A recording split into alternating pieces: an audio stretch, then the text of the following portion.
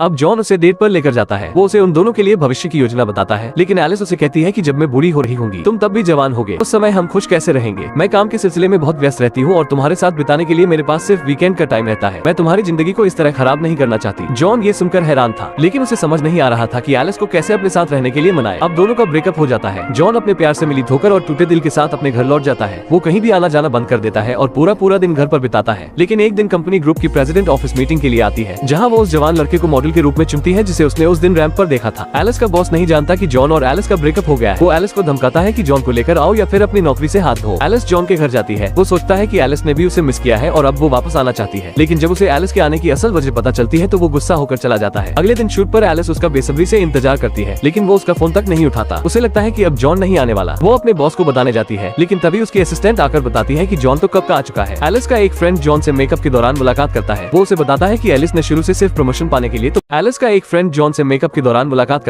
बताता है कि एलिस ने शुरू से सिर्फ प्रमोशन पाने के लिए तुम्हारा इस्तेमाल किया है, लेकिन सच्चाई जानने के बावजूद जॉन खुद को शांत रखता है। वो चुपचाप शूटिंग का हिस्सा बनता है, लेकिन उसे फोटोग्राफर के खराब व्यवहार पर इतना गुस्सा आता है कि वो शूट बीच में ही छोड़कर पानी से होते हुए निकल जाता है। एलिस उससे माफी मांगने आती है, लेकिन जॉन सारे लोगों के सामने एलिस के ऊपर खुदगर्ज होने का आरोप लगाता है। वो कहता है कि तुमने अपना करियर बनाने के लिए मेरे साथ खिलवाड़ किया है। ऐसी परिस्थिति में एलिस के पास कहने के लिए कुछ भी नहीं था। अब बॉस ने भी उसे इस धोखाधड़ी के लिए नौकरी से बाहर का रास्ता दिखा दिया। अब एक दिन उसे अपने घर में जॉन का जूता पड़ा मिला। वो घंटों तक बस उसे ही देखती रही। उसे एहसास हुआ कि जॉन के साथ उसका प्यार सच्चा था। अब वो अपने प्यार को वापस पाने निकल पड़ी। वो जॉन के क्लासमेट से उसकी क्लास का पता लगाते हुए वहाँ पहुँच गई और उसने सबके सामने जॉन से अपने प्यार का इजहार कर दिया। जब जॉन ने उनके भविष्य के बारे में उससे सवाल किया तो एलिस ने उसे यकीन दिलाया कि सब वैसा ही होगा जैसा हमने सोचा है। सच में यही तो प्यार है, बस थोड़ी सी हिम्मत दिखाओ और दुनिया को बता दो, साथ देने वाले भी मिल ही जाएंगे।